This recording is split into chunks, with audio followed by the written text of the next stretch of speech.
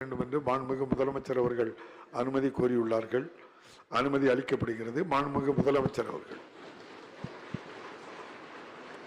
மாண்புமிகு பேரவைத் தலைவர் அவர்களே, தங்கள் அனுமதியோடு 110 விதியை பயன்படுத்தி 2 அறிவிப்புகளை வெளியிடுவதில் மகிழ்ச்சி அடைகிறேன்.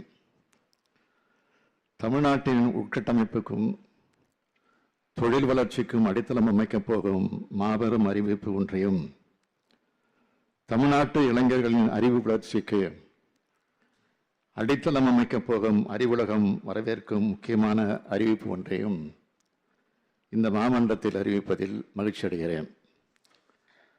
நமது திராவிட மாடல் ஆட்சி அமைந்த பிறகு தமிழ்நாடு அனைத்து துறைகளிலும் வளர்ந்து வருகிறது. அதில் மிக முக்கியமானது பெருந்தொழில்கள். வளர்ச்சி மிகு தமிழ்நாடாகவும் அமைதி மிகு தமிழ்நாடாகவும் இருப்பதால் தமிழ்நாட்டை நோக்கி பல்வேறு நிறுவனங்கள் உலகம் முழுவதும் இருந்து தொழில் தொடங்குவதற்கு வந்து கொண்டே இருக்கிறார்கள். இந்த தொழில் நிறுவனங்கள் மூலமாக தமிழ்நாட்டின் தொழில்துறை வளர்ச்சி அடைகிறது என்பது மட்டுமல்ல, தமிழ்நாட்டின் இளைய சக்தியான இளைஞர்களுக்கு வேலைவாய்ப்பும் கிடைக்கிறது. 2022 ஆண்டிற்கான ஏற்றுமதி தயார் நிலையில் குறியீட்டில் இந்தியாவிலே தமிழ்நாடு நம்பர் 1 மாநிலமாக முன்னேற்றம் கண்டுள்ளது. மோட்டார் வாகனங்கள், உதிரி பாகங்கள், தோல் பொருட்கள், மின்னணு பொருட்கள் ஆகியவற்றின் ஏற்றுமதியில் தமிழ்நாடு இந்தியாவின் முதன்மை மாநிலமாக விளங்குகிறது.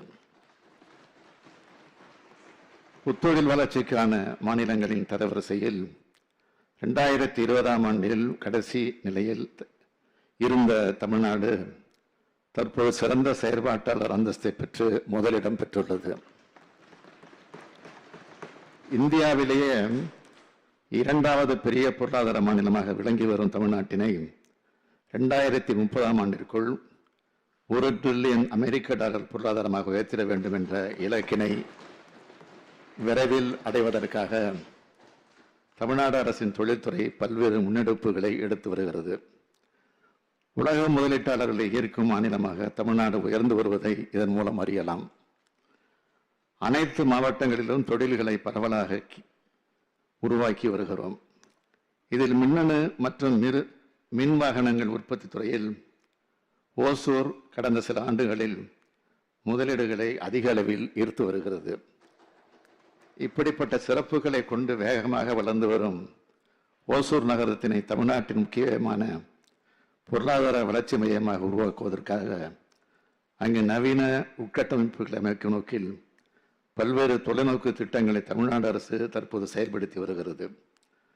அந்த வகையில் ஓசூர் நகரத்திற்கான ஒரு புதிய பெருந்திட்டம் மாஸ்டர் பிளான் தயாரிக்கப்பட்டு அது முடிவடையும் தருவாயில் உள்ளது.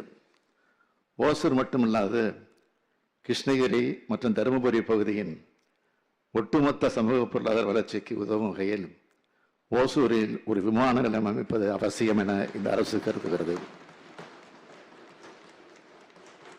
ஓசூரில் 2000 ஏக்கர் நிலப்பரப்பில் ஆண்டுக்கு 30 மில்லியன் பயணிகளை கையாளக்கூடிய வகையில் ஒரு பன்னாட்டு விமான நிலையம் அமைக்கப்படும் என்பதனை இந்த மாமன்றத்தில் நான் அறிவிப்பதில் மகிழ்ச்சி அடைகிறேன்.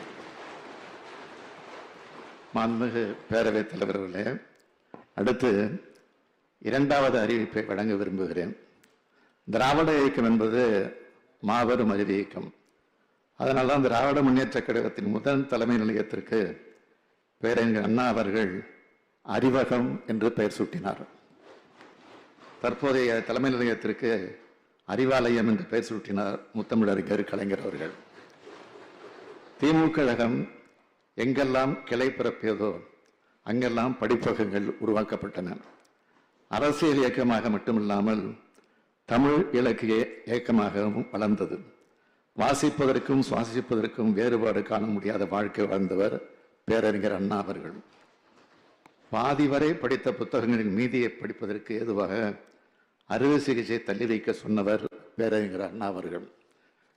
அந்த பேரறிஞரின் நூற்றாண்டை கொண்டாடி மகிழ்ந்த தலைவர் கலைஞர் கோட்டூர்புரத்தில் 8 மாடிகள் கொண்ட ஒரே நேரத்தில் 1200 பேர் உட்கார்ந்து படிக்கிற நில வகையில் 3,33,000 சதுரடிகள் கொண்ட நூலகத்தை உருவாக்கி அதற்கு அண்ணா நூற்றாண்டு நூலகம் என்ற பெயரையும் சூட்டி மகிழ்ந்தார்.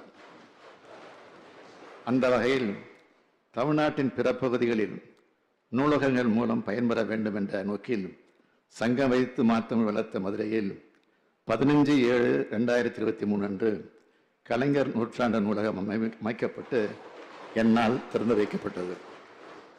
இதன் தொடர்ச்சியாக கோயம்புத்தூர் வாழ் பொதுமக்களுக்கும் இளைய தலைமுறைக்கும் பயன்படும் விதமாக ஒரு மாபெரும் நூலகம் மற்றும் அறிவியல் மையம் முத்தமிழறிஞர் கலைஞர் பெயரில் அமைக்கப்படும் என்று இந்த ஆண்டு நிதிநிலை அறிக்கையில் அறிவித்தோம்.